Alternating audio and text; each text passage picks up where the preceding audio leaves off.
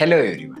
ഇന്നത്തെ video NEET 2024 കുറിച്ച് ഒരു പ്രധാനപ്പെട്ട അപ്ഡേറ്റ് പറയാൻ വേണ്ടിയിട്ടുള്ളതാണ്. നമുക്ക് നേരിട്ട് വീഡിയോയിലേക്ക് കടക്കാം.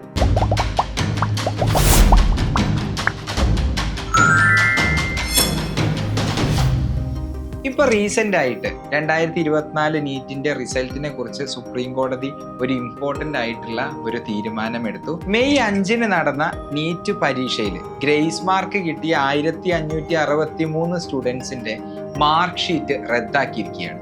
ആ വിദ്യാർത്ഥികൾക്ക് ഒരു പ്രാവശ്യം കൂടെ, അതായത് ഒരു റീടെസ്റ്റ് കണ്ടക്ട് ചെയ്യാൻ പോവുകയാണ്.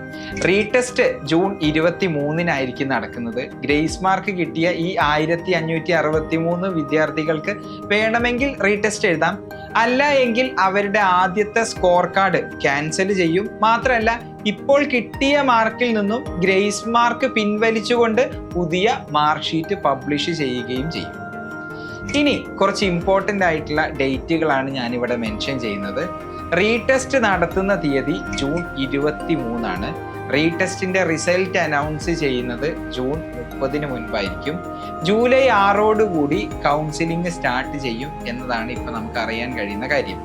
നീറ്റ് പരീക്ഷാ പേപ്പറിന്റെ ചോർച്ചയെക്കുറിച്ചും അൺഫെയർ ആയി ഗ്രേസ് മാർക്ക് നൽകിയതിനെ കുറിച്ചുമൊക്കെ നിരവധി ആരോപണങ്ങളുണ്ട്.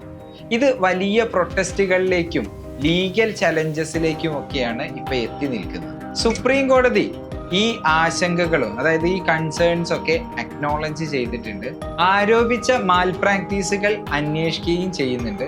അതിനെക്കുറിച്ചുള്ള ഡീറ്റെയിൽഡ് ആയിട്ടുള്ള ഹിയറിംഗ് നടക്കാൻ പോകുന്നത് ജൂലൈ 8 അന്ന് നമുക്ക് ഡീറ്റെയിൽഡ് ആയിട്ടുള്ള ഒരു അപ്ഡേറ്റ് പ്രതീക്ഷിക്കാം.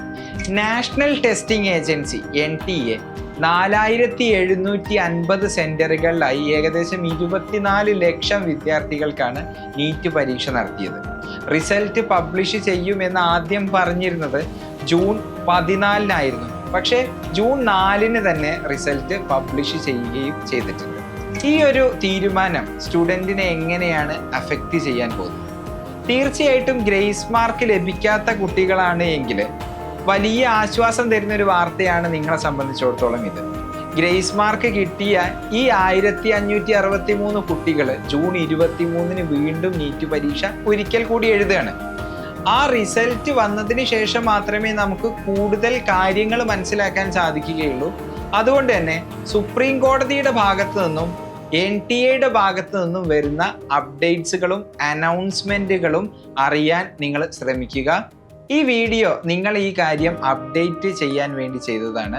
ഈ വീഡിയോ നിങ്ങൾക്ക് ഉപകാരപ്രദമായി എന്ന് തോന്നുന്നുണ്ടെങ്കിൽ ഒന്ന് ലൈക്ക് ചെയ്യുക, ഷെയർ ചെയ്യുക, സബ്സ്ക്രൈബ് ചെയ്യുക. So see you in the next video and thanks for watching.